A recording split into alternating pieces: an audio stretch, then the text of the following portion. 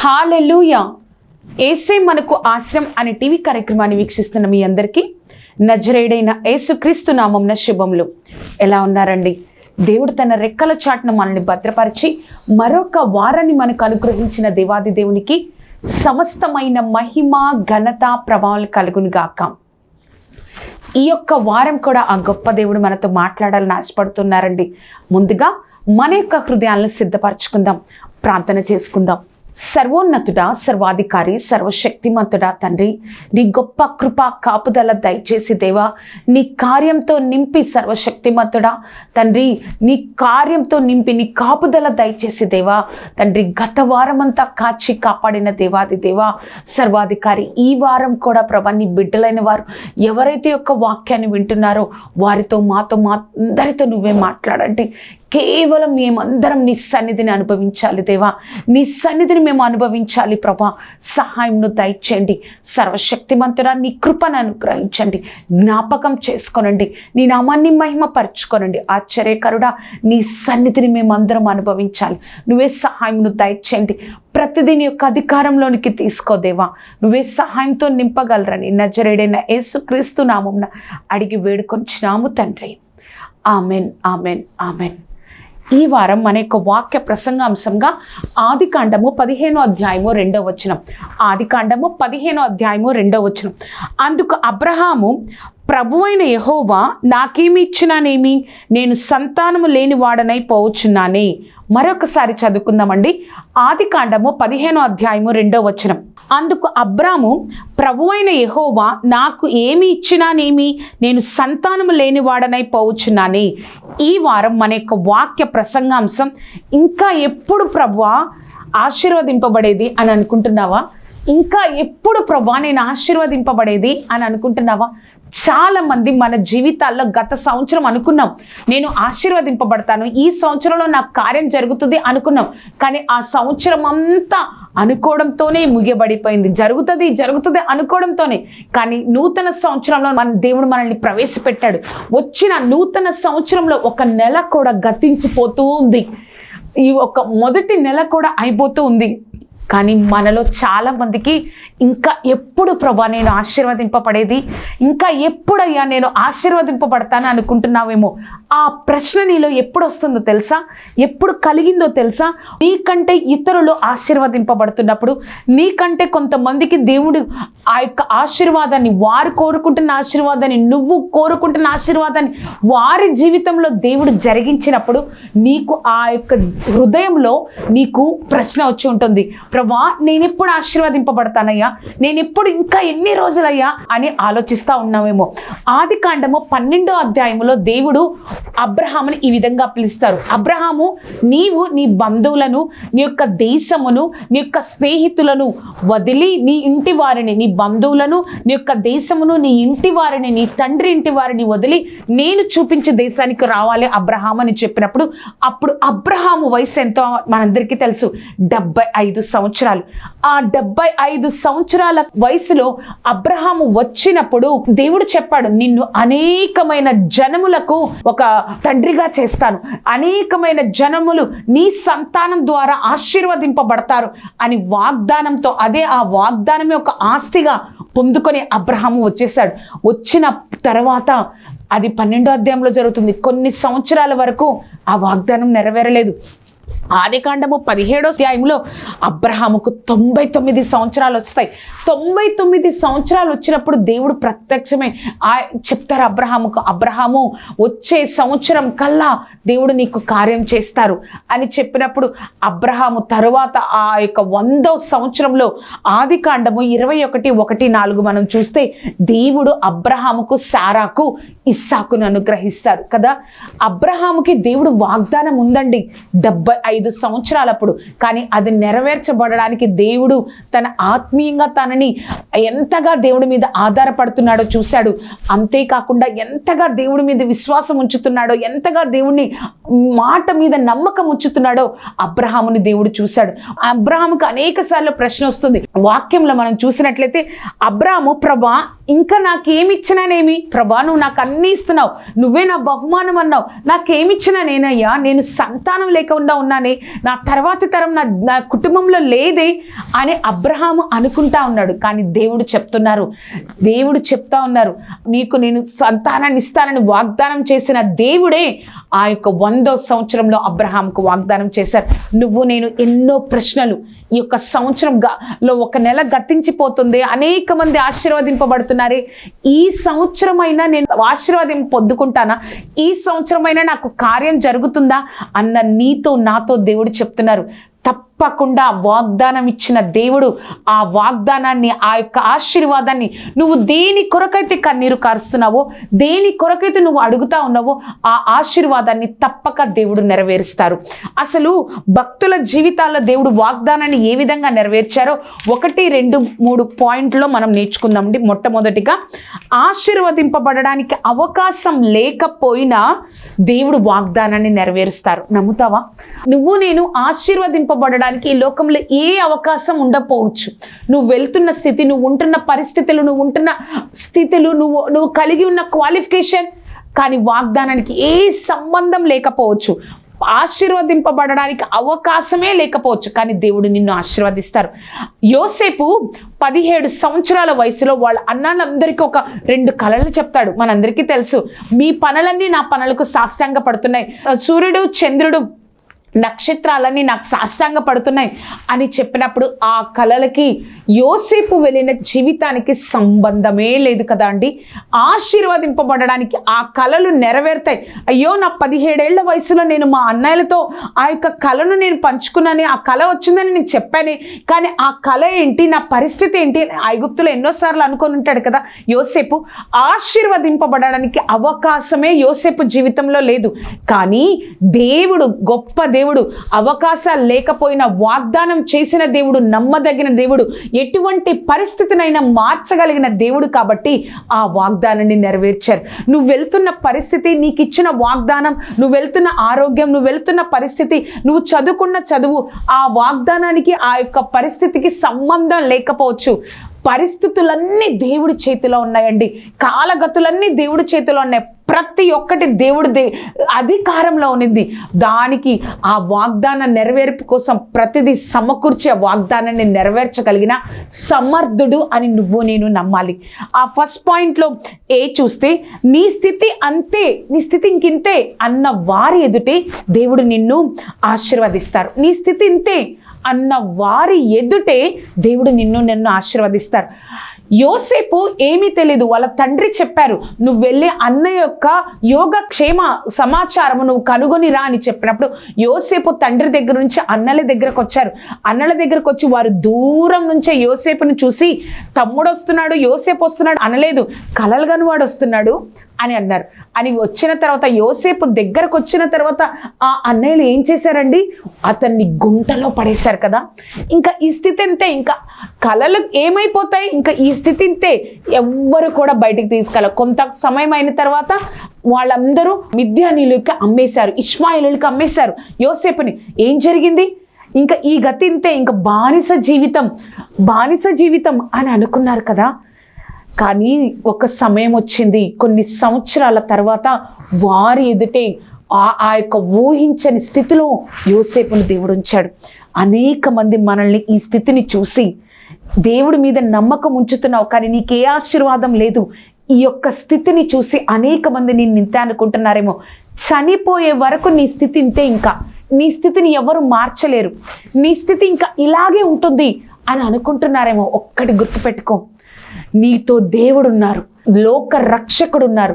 ఆయన శూన్యంలో సమస్తాన్ని సృష్టించిన ఆ గొప్ప తండ్రి నీతో ఉన్నారు. నీ జీవితం శూన్యం అయిపోయినా, నీ జీవితం ఇంకంతే అంతమవుతుందని ఎవరో కాదు, నువ్వే అనుకుంటున్నా. దేవుడు సమస్తాన్ని మార్చి ఒక గొప్ప సాక్షిగా నిన్ను నిలబెట్టి నిన్ను ఆశీర్వదిస్తారు. అది దేవుడు నిన్ను నుంచి కోరుకుంటున్నారు. చూసినట్లయితే, నీ ఉన్న స్థితిలోని దేవుడి సన్నిధిని అనుభవించు. మనలో చాలా మంది క్రైస్తవులు చేస్తున్న ఒక తప్పేంటో తెలుసా?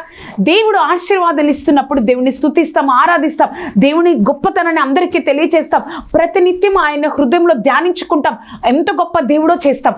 కానీ మనకి కష్టాలు, బాధలు, దుఃఖం వచ్చినప్పుడు మనం అనేక మంది మంది లోకం వైపు, లోకస్తుల మాటల వైపు అనేక మంది ఆ విధంగా మనం చూస్తూ ఉంటామండి. ఒక్కటి గుర్తుపెట్టుకోవాలి, నువ్వు ఏ స్థితిలో ఉన్నా, అనారోగ్యంలో ఉన్నావా, ఆర్థికంగా తక్కువ స్థితిలో ఉన్నావా, లేకపోతే ఆ యొక్క ఉద్యోగం లేని స్థితిలో ఉన్నావా, లేకపోతే గర్భఫలం లేని స్థితిలో ఉన్నావా, ఇంకా ఏదైనా ఆశీర్వాదం కావచ్చు, ఆ ఆశీర్వాదం కోసం నువ్వు వెయిట్ చేస్తూ ఉన్నావా, ఆశీర్వాదం కోసం వేచి ఉన్నావా, ఒక్కటి గుర్తుపెట్టుకో, ఆ స్థితిలోనే నువ్వు ఏ స్థితిలో ఉన్నావో ఆ స్థితిలోనే నాతో దేవుడున్నాడు, నా బాధ, కన్నీరు, దుఃఖము సమస్తము ఆయనకి తెలుసు అన్న నమ్మకము, ధైర్యము నీలో ఉండాలంటే. యోసేపు బానిసగా ఉన్నాడు, అక్కడ ఎంతోమంది పోతీఫర్ దగ్గర పనిచేశారు, తర్వాత అన్యాయంగా జైలుకెళ్ళారు. ప్రతి స్థితిలో కూడా యోసేపు గురించి ఒక మాట ఉంటుందండి, యోసేపుకు దేవుడు తోడై ఉండేను గనుక. ఈ లోకంలో నీ క్వాలిఫికేషన్ ఏంటంటే, నేను ఇది చదువుకున్నాను, నేను అది చదువుకున్నాను, నేను ఈ విధంగా జాబ్ చేస్తున్నాను, అది మన డిజిగ్నేషన్ కదా. కానీ యోసేపు డిజిగ్నేషన్ ఏంటో తెలుసా? దేవుడు యోసేపుకి తోడై ఉన్నాడు. ఆదికాండము 37వ అధ్యాయం నుంచి 50 అధ్యాయుల వరకు, అంటే 38వ అధ్యాయం కాకుండా ఆదికాండం 37, 39 నుంచి 50 అధ్యాయాల వరకు యోసేపు గురించి ఉంటుంది. యోసేపు గురించి వచ్చిన ప్రతిసారి కూడా ఒక మాట ఉంటుంది, యోసేపుకు దేవుడు తోడై ఉండెను గనుక. యోసేపుకు దేవుడు తోడై ఉండను కనుక అంటే ఏ స్థితిలో మనకి కూడా దేవుడు తోడై ఉంటాడు, కానీ అతను కూడా దేవుడి సన్నిధిని అనుభవించారు. అది మనం తెలుసుకోవాలి.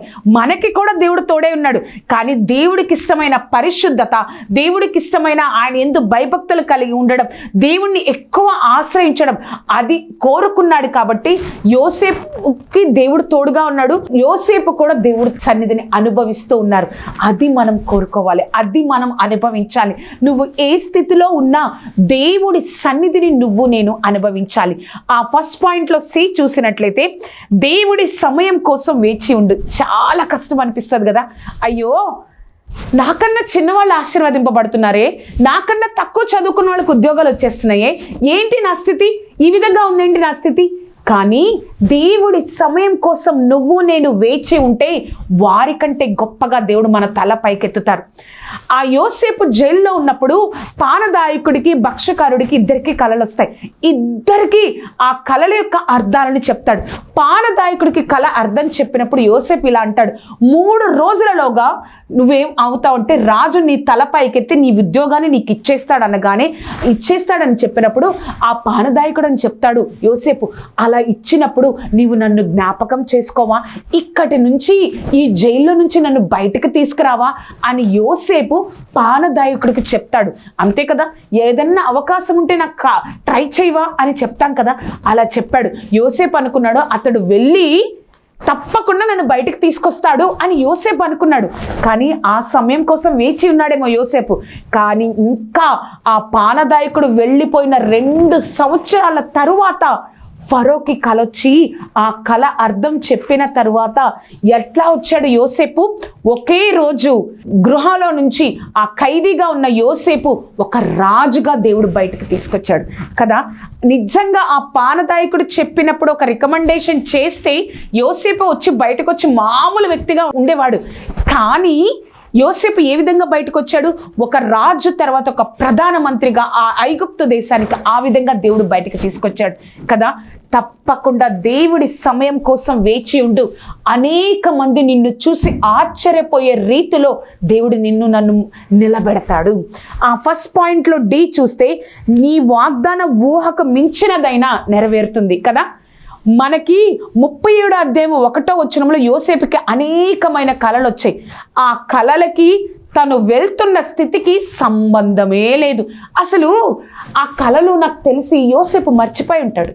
ఎందుకంటే నేను ఇంత భయంకరమైన బానిస స్థితిలో ఉన్నానే, నాకు తినడానికి ఆహారం లేదు, తిన్నావని అడగడానికి ఎవరు లేరే, నాన్న వాళ్ళు ఎవరు లేరే, ఆ కళలు వాగ్దానానికి సంబంధమే లేదే, ఏంటి ఈ స్థితి? కానీ దేవుడు ఆ వాగ్దానం నెరవేరడం కోసమే దేవుడు యోసేపును ఐగుప్తు దేశానికి తీసుకొచ్చారు.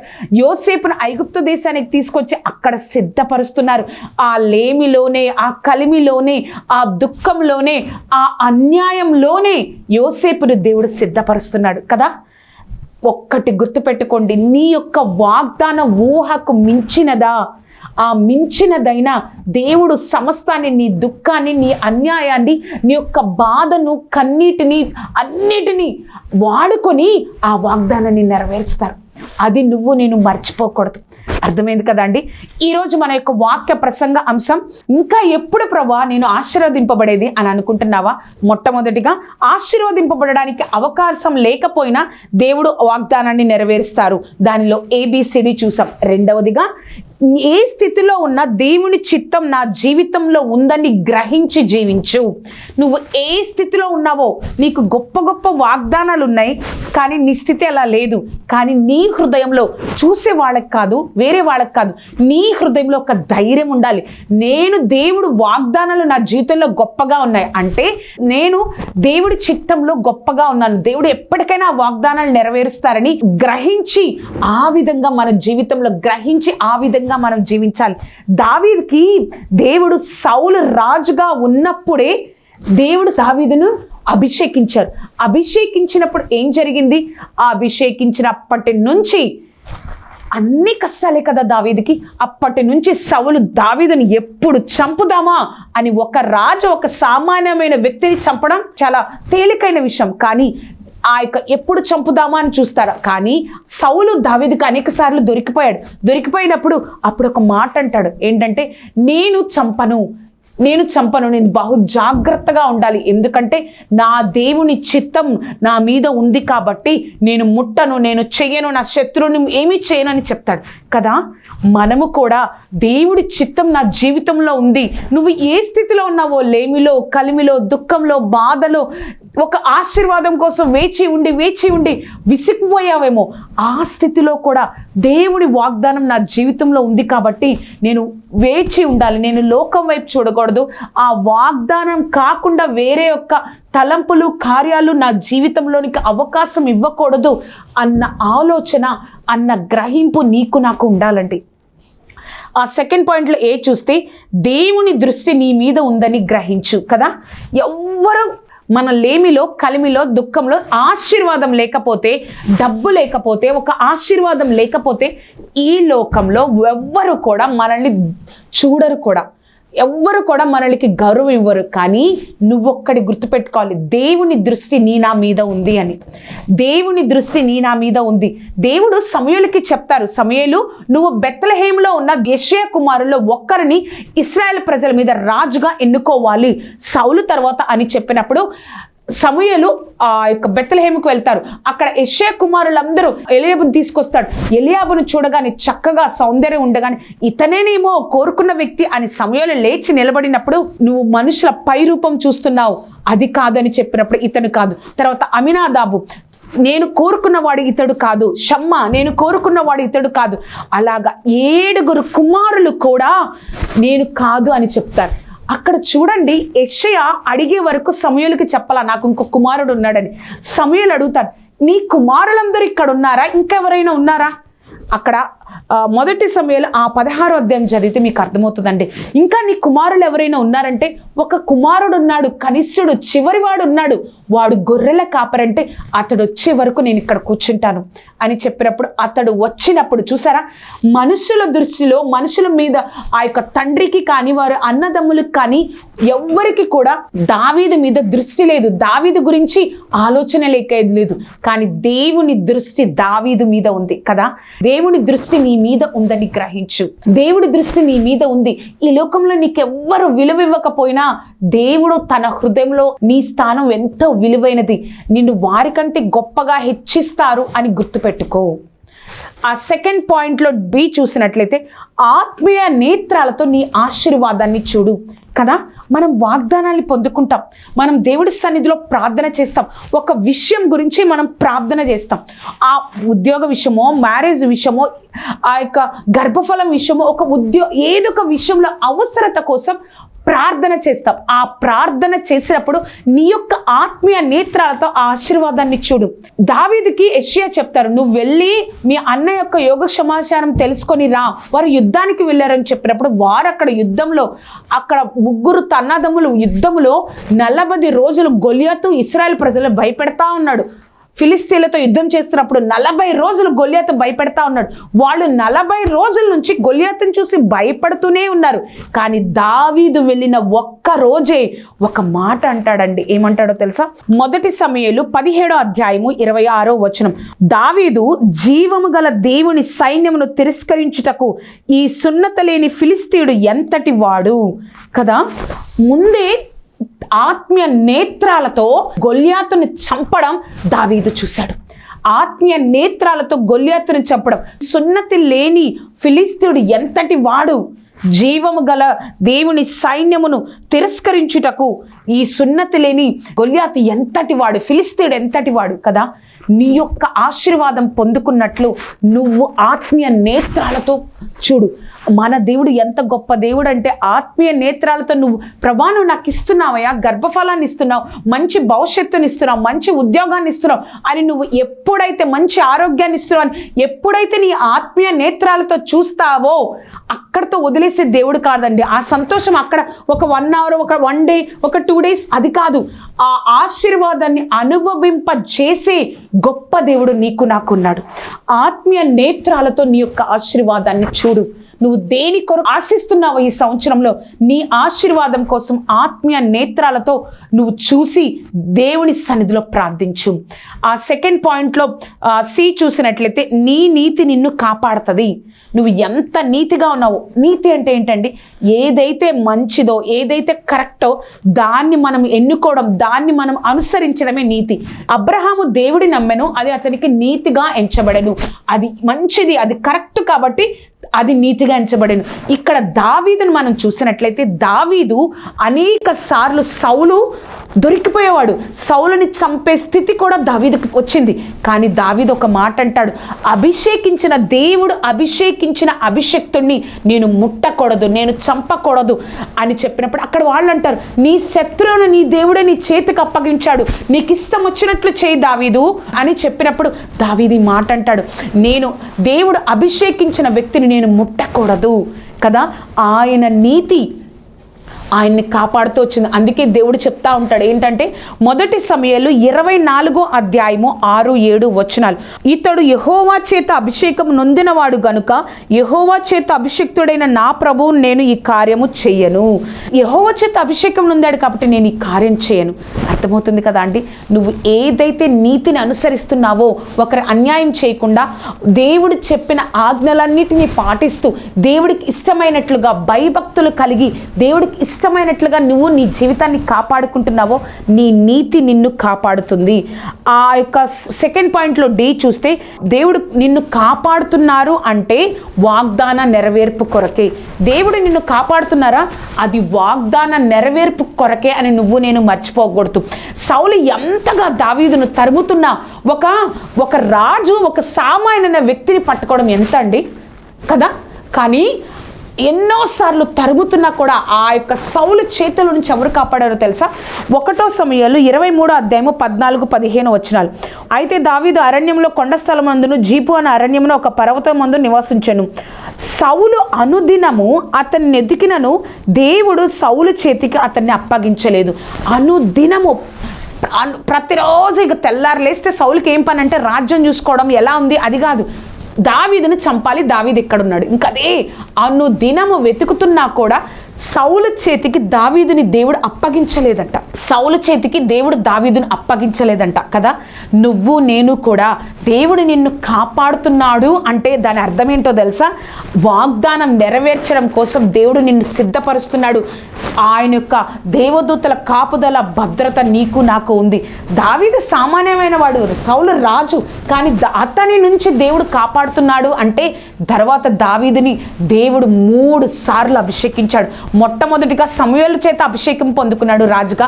తరువాత ఆ యొక్క సౌలు చనిపోగానే హెబ్రీలో ఉన్న వారందరూ వచ్చి నువ్వు మా మీద రాజుగా ఉండని యూదవారు చెప్పినప్పుడు అక్కడ రాజుగా దావీదును అభిషేకిస్తారు. తరువాత కొన్ని రోజులు ఆ రెహబాము చనిపోయిన తరువాత కూడా దావీదు రాజుగా చేయబడతారు. 3 సార్లు దావీదు రాజుగా అభిషేకింపబడ్డాడు. చివరిగా మనం చూసినట్లయితే త్వరలోనే నీ ఆశీర్వాదాన్ని చూడబోతున్నావు. నమ్ముతున్నావా?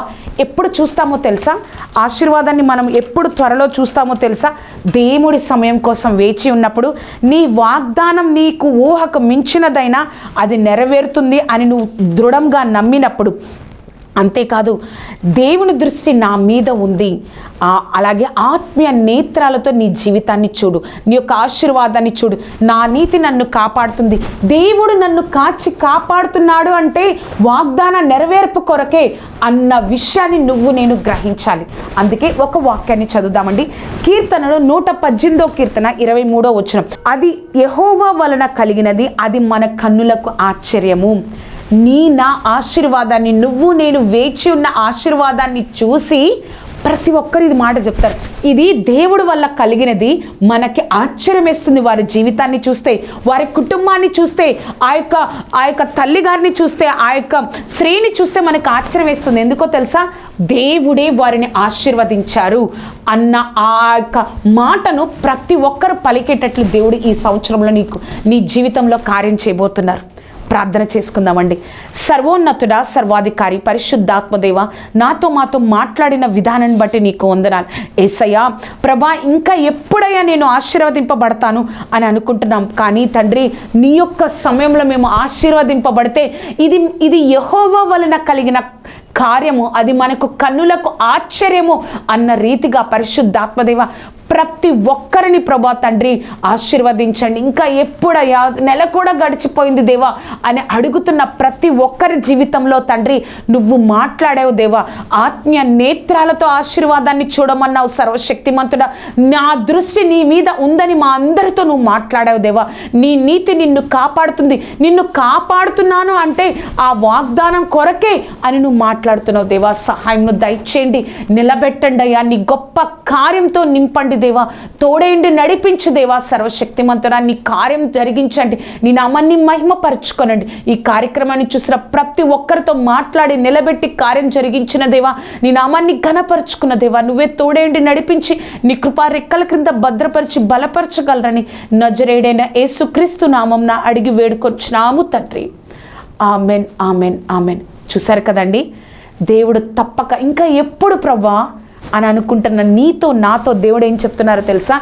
మనల్ని చూసి అందరు ఏమనుకుంటారంటే ఇది యెహోవా వలన కలిగిన కార్యము, మన కన్నులకు ఆశ్చర్యము కదా.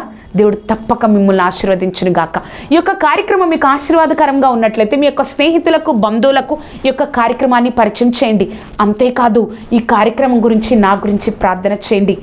తప్పకుండా కీర్తనలు 118:23లో ఇది యెహోవా వలన కలిగిన కార్యము, మన కన్నులకు ఆశ్చర్యము అన్న వాగ్దానాన్ని మన జీవితంలో దేవుడు నెరవేర్చును గాక. దేవుడు మీకు తోడే ఉండును గాక. Amen, amen, amen.